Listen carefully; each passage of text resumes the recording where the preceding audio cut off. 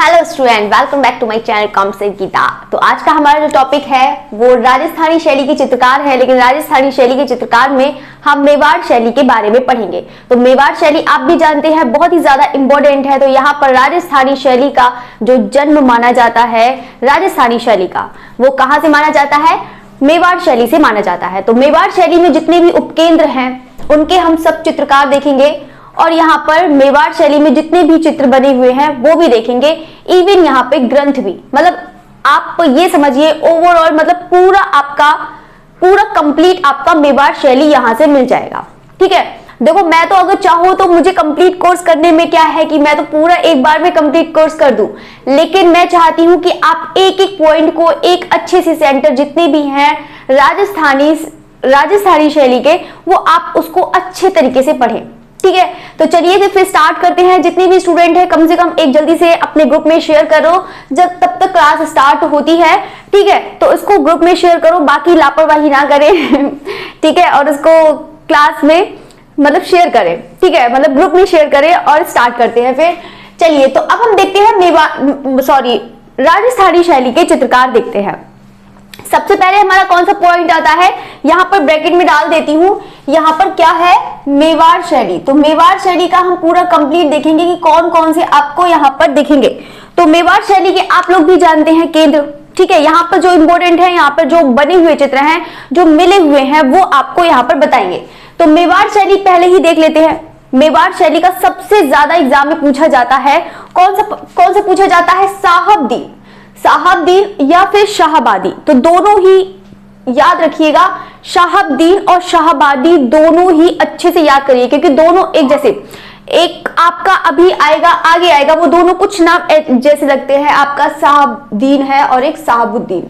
ठीक है, तो ये चीज है, तो आपको पहले बताएंगे। आपको देखो कोई कंफ्यूजन क्रिएट नहीं करेंगे, एक चैप्टर लेके चलेंगे और बहुत अच्छे से चलेंगे। ठीक है, राजस्थानी और पहाड़ी दो चैप्टर ऐसे होते हैं जो एग्जाम के लिए बहुत ही ज्यादा इंपॉर्टेंट है। तो यहाँ पर मैं राजस्थानी शैली आपका इतना अच्छा करा दूंगी कि आपका एक क्वेश्चन भी नहीं एग्जाम में छूटेगा। चलिए, तो साहबदीन और शाहबादी हैं, राजवंश हो जाएगा इनका। कौन सा हो जाएगा? जगत सिंह है और वह राज सिंह, ये दोनों इनके हैं। साहबदीन और मनोहर दोनों के ही है। जिस तरीके से मैंने लिखा है उसको अच्छे तरीके से पढ़िएगा। साहबदीन, शाहबादी, ये जगत सिंह, राज सिंह। ठीक है, जगत सिंह व राज सिंह दोनों का ही है। इनके दोनों के शासनकाल में उन्होंने काम किया है। किसने? साहबदीन और मनोहर ने, दोनों ने ही किसके सामने, मतलब किसके उसमें काम किया है? जगत सिंह व राज सिंह, ये याद रखना है। अब हम यहाँ पर देखेंगे किसके चित्रों के बारे में देखेंगे, हम साहबदीन के बारे में देखते हैं। किसके बारे में देखेंगे? साहबदीन के चित्रों के बारे में देखते हैं। ठीक है, याद रखिएगा, जो साहबदीन है उसमें हम सिर्फ उनके चित्र के बारे में देखेंगे। ठीक है, तो यहाँ पर रसिक प्रिया मोस्ट इंपोर्टेंट है, पूछ लिया जाता है कि रसिक प्रिया किसके द्वारा बनाया हुआ चित्र है। ठीक है, गीत गोविंद, ये तो आप लोग जानते ही हैं, बहुत ही ज्यादा इंपॉर्टेंट है। ठीक है, तो यहाँ पर गीत गोविंद हो गया, रागमाला हो गया, भागवत पुराण हो गया, भ्रमरजीत, उत्तरकांड, जो इनका साहबदीन का सर्वोत्कृष्ट चित्र है। कौन सा? उत्तरकांड, याद रखिएगा। ठीक है, जो उत्तरकांड है वो इनका सर्वोत्कृष्ट चित्र है, साहबदीन। अभी हम किसके बारे में बात कर रहे हैं? सिर्फ और सिर्फ साहबदीन के बारे में बात कर रहे हैं। ठीक है, तो याद रखिएगा, पहले उनका राजवंश याद करिए, कौन सा हो जाएगा? जगत सिंह व राज सिंह, ये दोनों याद करने हैं। फिर इनके आप चित्र याद करेंगे। ठीक है, तो लाइन से आप बिल्कुल याद अच्छे से करना है। ठीक है, ये चीज हो गया आपका रसिक प्रिया, गीत गोविंद, यहाँ पर रागमाला, भागवत पुराण, भ्रमरजीत, उत्तरकांड, ये इनके सर्वोत्कृष्ट है, उत्तरकांड। अब हम इसके अलावा, मतलब अभी तो आपने ग्रंथ देखे हैं, ये रसिक प्रिया, गीत गोविंद, रागमाला, भागवत पुराण, भ्रमरजीत, उत्तरकांड, ये हो गया आपके ग्रंथ। अब हम इनके देखते हैं चित्र, जो ग्रंथों के चित्र है, मतलब जो बनाए हैं। तो इनका जो ग्रंथों के चित्र है, तो यहाँ पर मारू रागनी मोस्ट इंपोर्टेंट है, बहुत बार एग्जाम में पूछ लिया जाता है मारू रागनी का चित्र।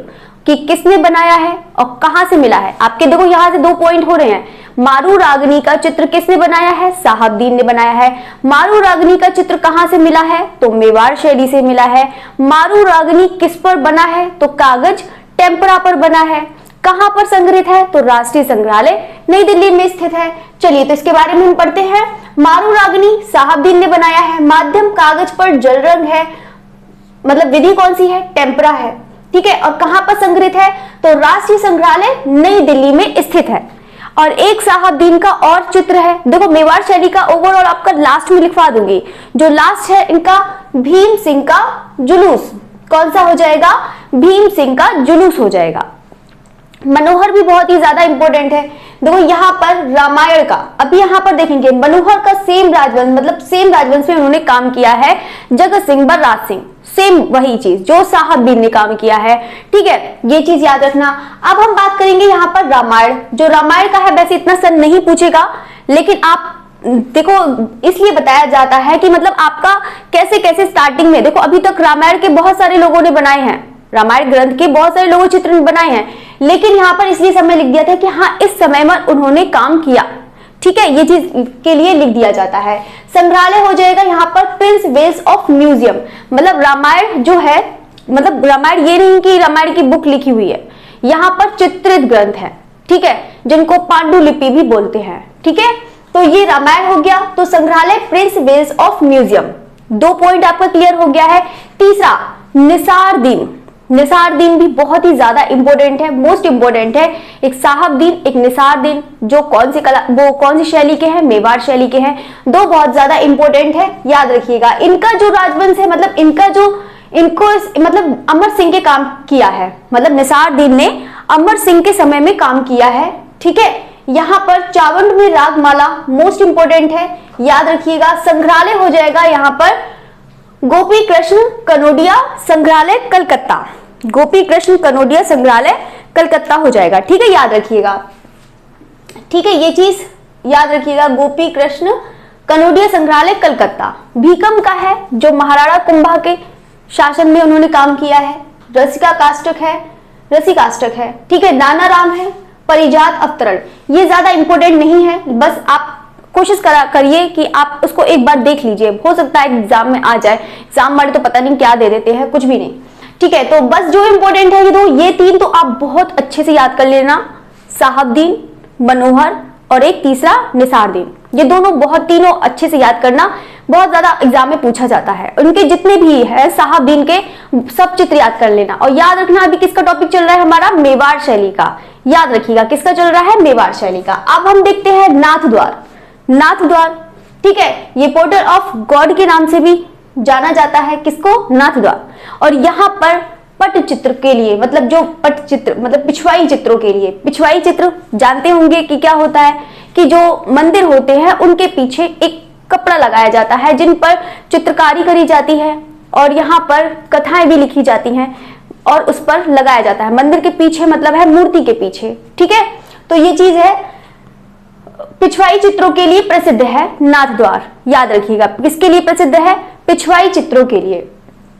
तो अब हम देखते हैं यहाँ पर जो इनके चित्रकार है, यहाँ पर इतने ज्यादा, यहाँ पर इतने चित्र नहीं मिले हुए हैं नाथ द्वार में, लेकिन बस ये है कि नारायण, चतुर्भुज, वासीलाल, चंपालाल, तुलसीराम, उदयराम, रामलिंग, कमला और इलायची, जो कमला और इलायची हैं वो महिला चित्रकार हैं, ठीक है, याद रखिएगा। बाकी इतना ज्यादा इंपॉर्टेंट नहीं है, बाकी यहाँ से पिछवाई चित्रों के लिए ही यहाँ पर ज्यादातर पूछा जाता है, ठीक है। तो चलिए अब हम देखते हैं यहाँ पर जो पहला आपका पॉइंट हो गया है क्लियर, दूसरा भी हो गया है, तीसरा देखते हैं यहाँ पर देवगढ़ शैली। देवगढ़ शैली में देखते हैं कि यहाँ पर आपको कौन कौन से चित्रकार मिल जाएंगे? बगता मिल जाएगा, बैजनाथ मिल जाएगा, हरचंद और नंगा जो है यहाँ पर इतना ज्यादा नहीं है। चौखा मोस्ट इंपोर्टेंट है, चौखा से रिलेटेड बहुत ज्यादा क्वेश्चंस आते हैं, तो चौखा का आप देखिए। पहले देखते हैं बगता के बारे में, देखते हैं कौन सी शैली पढ़ा रहे हैं हम? देवगढ़ शैली। तो सारे स्टूडेंट जल्दी से बताओ कि मेरे को राजवंश जितने भी हैं सबको बता दिया है, जल्दी से बताइए कि इसका जन्मोत्कर्ष किसके शासनकाल में हुआ है? देवगढ़ मैंने पूरा पढ़ाया है। चलिए, तो कुंवर अनूप सिंह द्वारा सुअर का आखेट है, बैजनाथ है, कर्नल टॉड की सवारी है, यहाँ पर चौथा देखते हैं। चौथा है यहाँ पर शिकारी कुत्ते का चित्र। देखो यहाँ पर किसका, यहाँ पर भी कुंवर अनूप सिंह द्वारा सुअर का आखेट का चित्र है, लेकिन चौथा ने बनाया है शिकारी कुत्ते का चित्र, याद कर लेना। गोधूली बेला है, मोस्ट इंपोर्टेंट है ये वाला, बहुत एग्जाम के लिए बहुत इंपॉर्टेंट है, ठीक है। गोधूली बेला है। सूर्य पूजा या फिर इनके अब भित्ति चित्र देखते हैं हम। भित्ति चित्र अजारा की ओवरी या मोती महल के इन्होंने चित्र बनाए हैं, ठीक है। भित्ति चित्र बनाए हैं अजारा की ओवरी और मोती महल, ये चीज तो हो गया। इसके बाद हम क्या देखेंगे, इसके बाद हम देखेंगे जो मेवाड़ शैली में जो चित्र मिले हुए हैं, और यहाँ पर ग्रंथ देखते हैं कि ग्रंथ में कौन कौन से ग्रंथ मिले हुए हैं। लेकिन यहाँ पर हो आपके चित्रकार यहाँ पर मेंशन नहीं है। कुछ चीज जो मिले हुए हैं वो बहुत ज्यादा इंपॉर्टेंट है मेवाड़ शैली में, वो चीज हम देखते हैं। चलिए फिर नेक्स्ट बढ़ते हैं हम। मेवाड़ शैली का है, ठीक है। तो मेवाड़ शैली में अब जो अन्य थे, ठीक है, जो मतलब चित्रकार नहीं है, यहाँ पर चित्र है और यहाँ पर ग्रंथ है, तो इसके बारे में हम देखते हैं, ठीक है। तो सबसे पहले तो ये सारे स्टूडेंट बता दूं कि जितना मैंने समझाया है समझ में आया है नहीं, या तो फिर मैं करवाती ही जा रही हूँ, ठीक है। समझ में भी आना जरूरी है। देखो अभी मेवाड़ ही चल रहा है, तो मेवाड़ शैली का हम पूरा अच्छे से समझेंगे। तो यहाँ पर मेवाड़ शैली का प्रथम चित्रित ग्रंथ है, तो मेवाड़ शैली का जो सबसे पहले प्रथम चित्रित ग्रंथ है वो कौन सा माना गया है, पासल चूड़ी या फिर पासल चूड़, ठीक है, याद रखिएगा पासल चूड़ी, ठीक है, याद रखिएगा। जो सबसे पहले ग्रंथ है, चित्रित ग्रंथ है, बाकी तो ग्रंथ चित्रित ही है, ठीक है। समय जो इसका समय है, मतलब क्या चीज पूछ रहा है, शासन का समय जो है, मतलब किसके समय में ये लिखा गया था, मेवाड़ शैली का प्रथम चित्रित ग्रंथ वो कौन सा हो जाएगा, और कौन से सन में, यहाँ पे 1260 यानी कि 13वीं सदी में, ठीक है। तो यहाँ पर समय जो हो जाएगा वो क्या हो जाएगा आपका, गोहिल तेज सिंह, गोहिल तेज सिंह। ऐसा तो नहीं लग रहा है कि ब्लैक पर ब्लैक सब कुछ हो गया है, या फिर चेंज कर दूं, है ना। देखो मैं सब मार्कर ही रख के भूल जाती हूँ चलिए, तो फिर यहाँ पर ऐसे करके कर देती हूँ, अब तो समझ में आएगा अच्छे से। पासल चूड़ी और ये गोहिल तेज सिंह है। रचना शैली, जो इसकी रचना शैली मानी गई है वो कौन सी मानी गई है, अभ्रंश शैली मानी गई है, ठीक है, याद रखिएगा, अभ्रंश शैली, ठीक है, याद रखिएगा। बाकी सारे स्टूडेंट देखो, मैं देखती हूँ कोई भी स्टूडेंट आंसर नहीं देता है, मैं सबको, ऐसा नहीं है कि किसी स्टूडेंट को मैं वॉच नहीं करती हूँ, सारे स्टूडेंट को वॉच करती हूँ, तो कोशिश करा करिए कि सारे स्टूडेंट आंसर दीजिए, ठीक है। तो ये तो देखो यहाँ से इतना आपका कोई घाटा नहीं होगा। देखो थ्योरी आप पेड क्लास लेंगे तब आपको रुपए देंगे, तब आपको पढ़ने को, यहाँ पर आपको फ्री मिल रहा है, वो भी आपको बहुत अच्छा मैटर मिल रहा है, जो आपकी बहुत सारी बुक का कलेक्शन है, ठीक है। तो यहाँ से एक भी क्वेश्चन आपका बाहर नहीं जाएगा, तो आप इसको अच्छे से पढ़िए। देखो आपको यहाँ पर कोई नुकसान नहीं होगा, जितना आप यहाँ पर टाइम देंगे आपके लिए ही बेनिफिट होगा, तो उसको अच्छे से पढ़िए, ठीक है।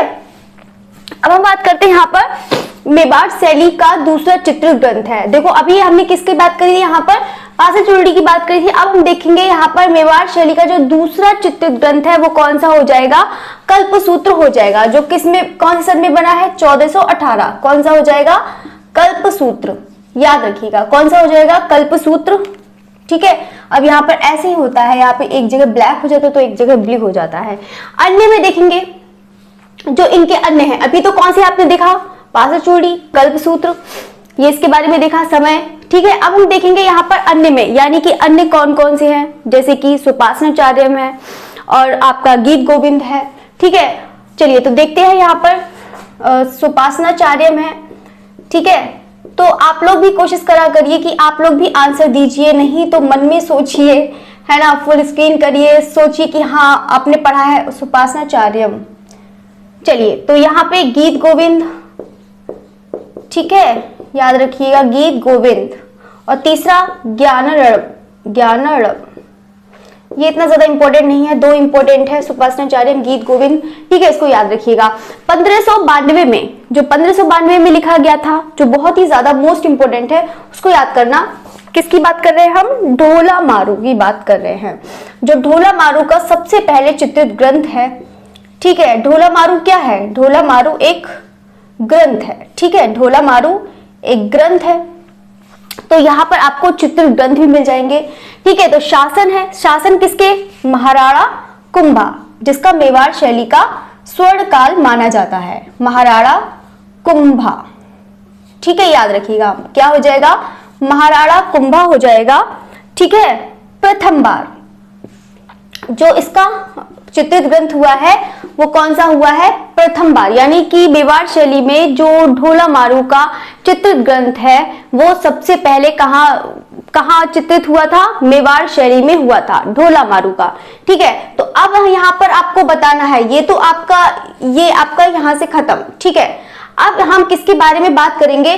ढोला मारू के बारे में बात करेंगे। तो ढोला मारू के जो लेखक हैं वो कौन है? कवि कलोल हो जाएंगे। कौन हो जाएंगे? कवि कलोल, याद रखिएगा। ठीक है, अब हम बात करेंगे शासन। शासन कौन सा हो जाएगा? शासन बताइए इसका? रावल हरिदास, रावल हरिदास, रावल हरिदास। ठीक है, समय चाहे तो लिख लो 1550 से 1560। ठीक है, ज्यादा इतना नहीं, बस ये पता होना चाहिए कि हाँ कि कब इसको लिखा गया था। 1550 से 60 में लिखा गया था और 1592 में इसका चित्रित ग्रंथ हुआ है। किसका? ढोला मारू का। ठीक है, भाषा कौन सी है? डिंगल पिंगल। ठीक है, कौन सी हो जाएगी? डिंगल और पिंगल। अगर हम स्थान की बात करें, स्थान कौन सा हो जाएगा? जैसलमेर। जैसलमेर में लिखा गया था, याद रखिएगा, जैसलमेर।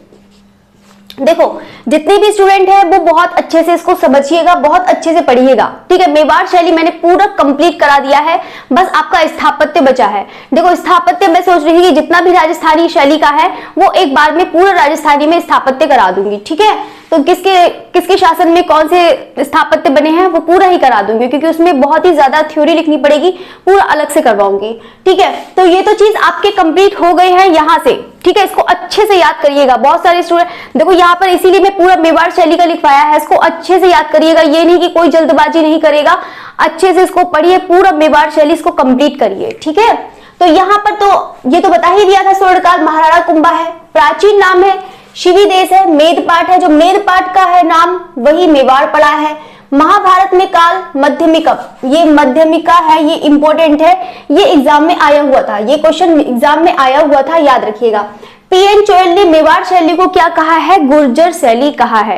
किसका? मेवाड़ शैली को, याद रखिएगा।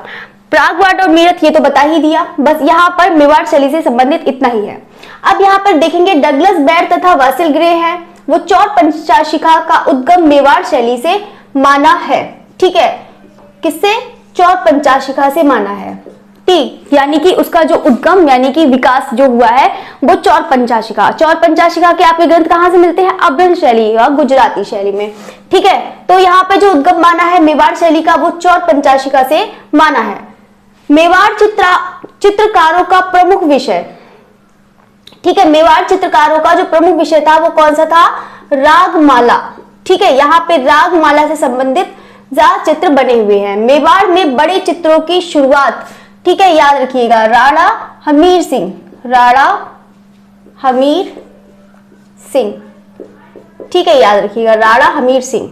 अब हम बात करेंगे यहाँ पे अन्य चित्र हैं, कृष्ण दावानल ग्रसते हुए या फिर Krishna eating fire. Most important है, बहुत बार एग्जाम में यहाँ पर कुछ नहीं पूछा जाएगा किस चित्रकार ने बनाया है और कहा, मतलब कौन सी संग्रहालय में है। ठीक है, यहाँ पर है, बस ये पूछा जाएगा कृष्ण दावानल गरजते हुए कहां से लिया गया है। चलिए, तो कृष्ण गोवर्धन उठाए हुए ये पूछ सकते हैं, ये कहां पर है? भारत। जल्दी से सारे स्टूडेंट बताओ, आप लोग बताइए जल्दी से, बहुत सारे स्टूडेंट नहीं बताते हैं, आप लोग बताइए, मैं ही सारा सब कुछ बता देती हूँ, बस आप लोग बस देखते रहते हैं। चलिए, कौन सा हो जाएगा? भारत कला भवन वाराणसी, वाराणसी या बनारस। चलिए, कृष्ण राधा की प्रतीक्षा करते हुए, वेरी इंपॉर्टेंट है, ये भी वेरी इंपॉर्टेंट है। कृष्ण व गोपियों वृंदावन में, ठीक है, हिंडोला राग है, दर्पण में मुख देखते हुए है, यौवन की अंगड़ाई है। ठीक है, ये एक भित्ति चित्र है, यहाँ पे लिखा नहीं है, ये एक भित्ति चित्र है। ठीक है, याद रखिएगा।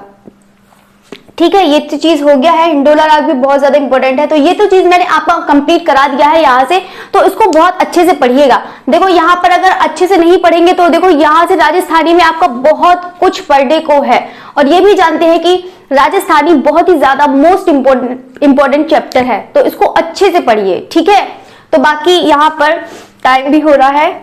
चलिए, तो यहाँ पर आसमान है, सपाट है। ठीक है, आसमान कैसा है? सपाट, यानी कि 2D में है। ठीक है, हाशिया कैसा है? लाल व पीला रंग, मतलब लाल और पीले रंग की यहाँ पर अधिकता देखने को मिलती है। किसमें? मेवाड़ शैली में। भवन कैसे है? सफेद है, जो बने हैं सफेद रंग की अधिकता है, और ये मुगल शैली की देन है। स्त्री आकृति है छोटी व नाटी। ये बहुत बार एग्जाम में पूछ लिया जाता है कि मेवाड़ शैली की जो आकृतियां बनी है वो कैसी बनी है? छोटी व नाटी बनी हुई है। चेहरे कैसे हैं? अंडाकार है। नाक कैसी है? लंबी बनी हुई है। आंख कैसी है? मीनाकार है। चेहरा कैसा है? लाल रंग का प्रयोग है। रंग कैसा है? यहाँ पे चटक व चमकीले हैं। पगड़ी छज्जेदार है। छज्जेदार समझ रहे होंगे, मतलब छज्जा तो सभी लोग जानते होंगे। पगड़ी मुझे भी एक्सप्लेन सही से कर नहीं मिला। छज्जा जैसे होता है, मतलब कैसे बताऊं? छज्जा जैसे कि छज्जा ऐसे ऐसे करके कुछ, पता नहीं कैसे वैसे मुझे भी नहीं पता छज्जा कैसा होता है ना, मैं भी छज्जा नहीं जानती हूँ। चलिए, तो यहाँ पे बहुत सारे स्टूडेंट जानते होंगे ये क्या होता है छज्जेदार। ठीक है, तो यहाँ पे जो पगड़ी बनी हुई है वो छज्जेदार बनी हुई है। ठीक है, तो यहाँ पर ये चीज अच्छे से याद रखिएगा, बहुत ही ज्यादा इंपॉर्टेंट है। देखो जितना भी यहाँ पर मेवाड़ शैली का है, बस आपका स्थापत्य रह गया है, एक आपका कीर्ति स्तंभ है और आपका कौन सा? विजय स्तंभ है। ठीक है, ये दो रह गए हैं। दो को आपको पूरा फुल एक्सप्लेन में करवाऊंगी मैं। हो सकता है कि मैं शॉर्ट्स में डाल दूं, तो हो सकता है कि मैं 5 मिनट की वीडियो में पूरा कंप्लीट उसको करवा दूं, विजय स्तंभ और कीर्ति स्तंभ। ठीक है, चित्तौड़गढ़ के हैं, तो इसका पूरा कंप्लीट मैं करवा दूंगी। ठीक है, लेकिन जितना मैंने आपको मेवाड़ शैली का कराया है, आप उसको अच्छे से याद करिएगा। देखो अच्छे से याद करेंगे तभी आपको समझ में आएगा। आज का देखो ज्यादा मैं पढ़ाती नहीं हूँ, इसीलिए कि ताकि मेवाड़ शैली कराया है तो आपको मेवाड़ शैली याद हो जाए। अगर आपको मारवाड़ शैली करवाया है तो मारवाड़ शैली भी तो बहुत ही ज्यादा बड़ा है, तो मारवाड़ शैली भी करवाएंगे। ठीक है, तो जितना भी है वो सब आपका कराएंगे। अभी हड़ौती भी रह गया है, डूडाड़ भी शैली रह गई है, तो वो सब आपको कराया जाएगा। ठीक है, तो ये चीज आप आज का जो टाइम है वो आप मेवाड़ शैली आज उसको अच्छे से याद करिए। बाकी हम मिलते हैं 6 बजे। हो सकता है कि आपका वेस्टर्न करा दूं, मूड की बात है। हो सकता है कि आपका वेस्टर्न स्टार्ट करा दूं, बहुत सारे स्टूडेंट की डिमांड है, तो उनकी भी डिमांड पूरी करी जाए। ठीक है, क्योंकि बहुत सारे स्टूडेंट को सोच रहे हैं कि वेस्टर्न का भी बहुत बार एग्जाम में आ ही जाता है, तो मैं सोच रही थी कि वेस्टर्न का भी आपका करवा दिया जाए। ठीक है, तो बाकी बस यही चीज है। बाकी तो मैं तो पूरा आपको टाइम जितना देना होता है मैं पूरा फुल टाइम देती हूँ। हो सकता है कि बस मैं जितना कोशिश मतलब करती हूँ कि बस आपको बहुत ज्यादा से ज्यादा अच्छा मैटर मिल सके, क्योंकि आप लोग इतनी मेहनत करते हैं। मैंने देखा है कि आप लोग बिल्कुल हमेशा जुड़े रहते हैं, कि हाँ मुझे बहुत अच्छा लगता है। कम से कम ऐसे बच्चे हैं, 20-25 बच्चे तो ऐसे हैं जो हमेशा जुड़े रहते हैं। चलिए, तो फिर ऐसे स्टूडेंट हैं। चलिए, तो बाकी उन लोग को सक्सेस मिले, जल्दी से सिलेक्शन हो, सबका सिलेक्शन हो। ठीक है, तो बाकी ये याद करिएगा। बाकी 6 बजे क्लास होगी मेरी, बाकी ये 2 बजे, 6 बजे हो सकता है 7:30 बजे कर दूं। ठीक है, वैसे लगता है 7:30 बजे ज्यादा सही है। ठीक है, तो चलिए 7:30 बजे कर देते हैं। 7:30 बजे मिलते हैं, फिर बाकी 10:30, उसके बाद 10:30। इसीलिए मैं बार बार टाइम याद दिलवाती रहती हूँ कि ताकि आपको याद रहे। चलिए, ओके, मिलते हैं 7:30, अगेन एंड अगेन 7:30। ओके, चलिए, और बाकी जाते जाते सारे स्टूडेंट लाइक भी करते जाइएगा। ठीक है, बहुत सारे स्टूडेंट लाइक नहीं करते हैं, लाइक भी करिए, कमेंट भी करिए। कमेंट करना तो बिल्कुल रुक गए हैं, कमेंट ही नहीं करते हैं। लाइक करिए, कमेंट करिए, शेयर भी करिए। ओके, और क्या करिए? और कुछ नहीं करिए और सो जाइए। चलिए, तो फिर मिलते हैं। Okay, thank you everyone.